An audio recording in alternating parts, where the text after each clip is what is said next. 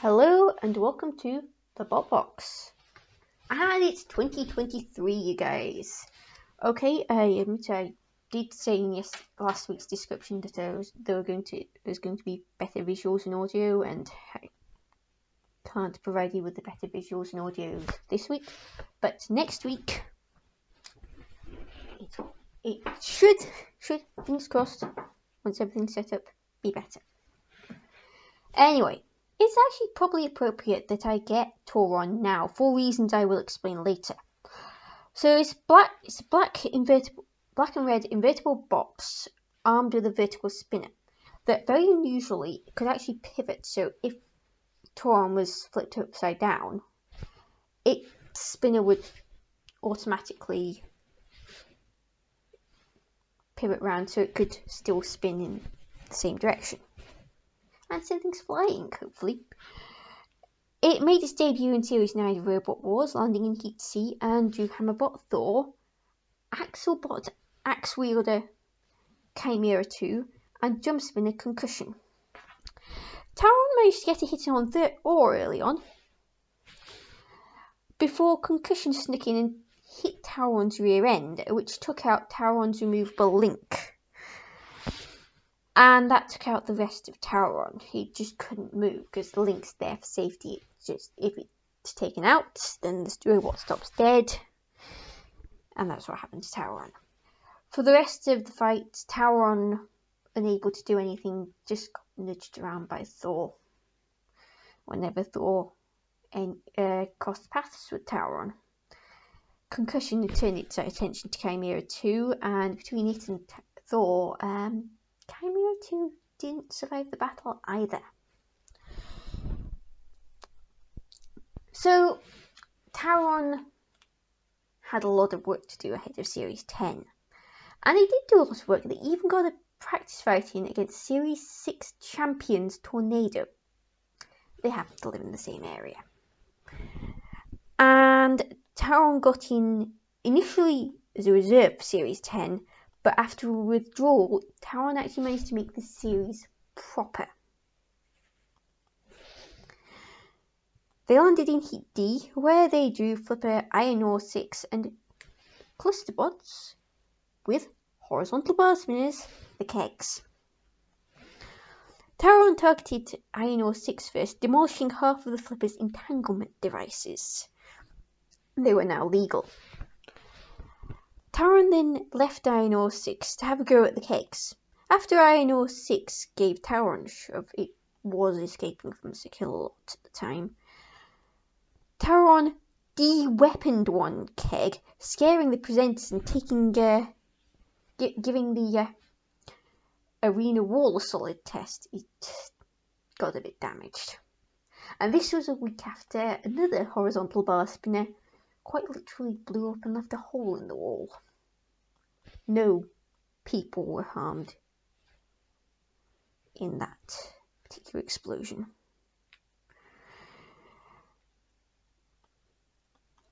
The other keg sent Sekilot on a rampage, so Tauron had to escape Sakei. Fun times. After that, one keg, the armed one, got stuck on the edge of the arena. It was basically the walls had a section like that. I'll just demonstrate it like that. And one keg got stuck basically around there. That was the armed one. The disarmed keg was sent somersaulting over, more like a cartwheel actually. It was going on its side. And ended up balanced like that, and much like its sibling bot, could not move. So that meant that Tauron took on Iron Ore 6. 3 go in, 1 leaves. I mean, if there were no other robots for Tauron to fight. Tauron would not leave Iron Ore 6 alone and demolished the rest of the entanglement devices. Tauron was actually winning the fight, even with Iron Ore 6 managing to push Tauron around a little bit. Then Tauron got stuck on Iron Ore 6. Sekil freed the two, but Tauron managed to get stuck on some kind of debris. So it couldn't move. It couldn't and didn't move. Iron Ore did manage to move. It managed to move a meter before stopping completely. The judges deemed that Tauron stopped first, so therefore Iron Ore got the win. Of all the robots that ended up in Robot Redemption, I can name 2 that deserve to be there as little as Tauron did. Tauron absolutely did not deserve to be in Robot Redemption. Sabretooth is probably the one that comes closest. It being on the wrong end of the judge's decision after a double knockout. Aftershock also comes close, though it was due to arena carnage that Aftershock itself had caused, because Aftershock does not care about your arena floor.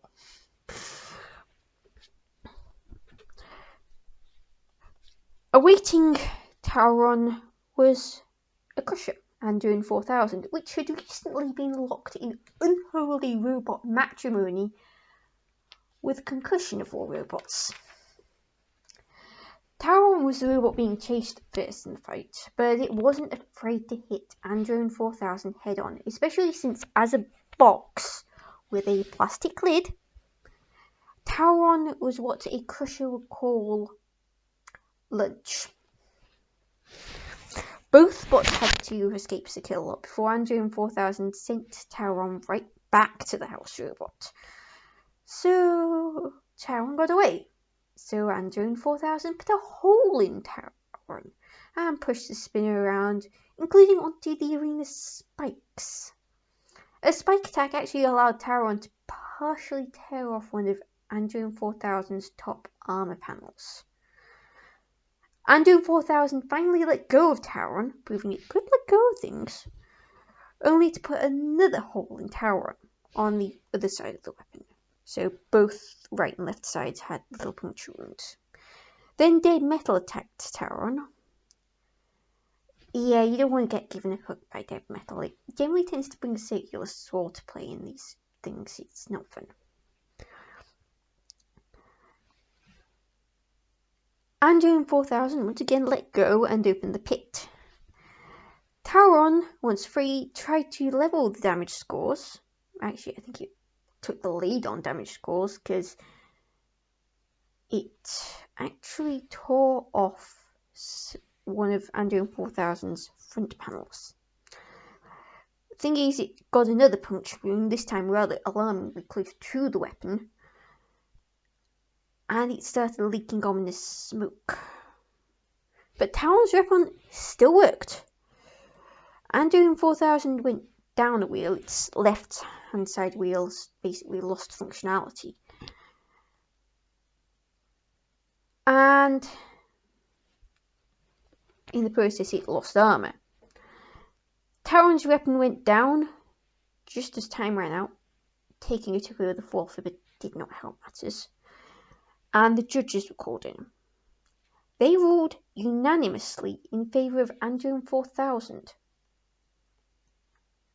When I watched that fight at the time, I thought Tauron had it. But I am not a judge. Honestly, Tauron did not deserve to go out at that stage. Too good to lose that early. Tauron was proof of concept. It proved, Series 10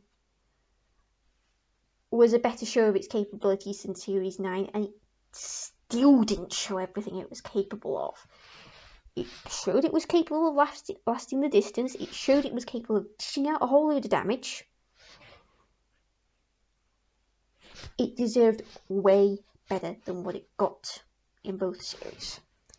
There was, in fact, a Tauron Mark III in the works, but before Series 11 could be announced or filmed or anything, the axe fell down on Robot Wars again. But as I've been told repeatedly, no creative effort is ever wasted. And what would have been Tauron Mark III became Monsoon, and into the 2018 series BattleBots. And it kicked rear end and took names all the way to the quarterfinals. It didn't do as well in 2019. It actually has Tauron's dislike of robots on the yellow spectrum. All Tauron's losses, all Tauron's fights, there's a robot that's yellow or orange involved in it. Cushion was orange, Iron 6 was orange, and not orange, yellow. Andrew 4000 also yellow. And Monsoon also has Tauron's dislike of yellow robots after what happened with Hypershock in 2019. But it had that run in 2018 Monsoon, which was pretty awesome actually. And a new series of BattleBots that's starting up this week. Monsoon is in. Good luck, guys. Good luck. May you do as well, hopefully better, than in 2018. So,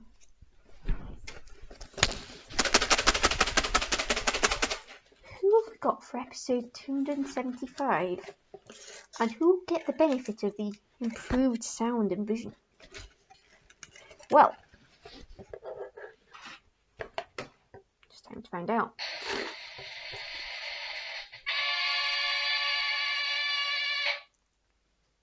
It's this one. Seems to be with Y, I think.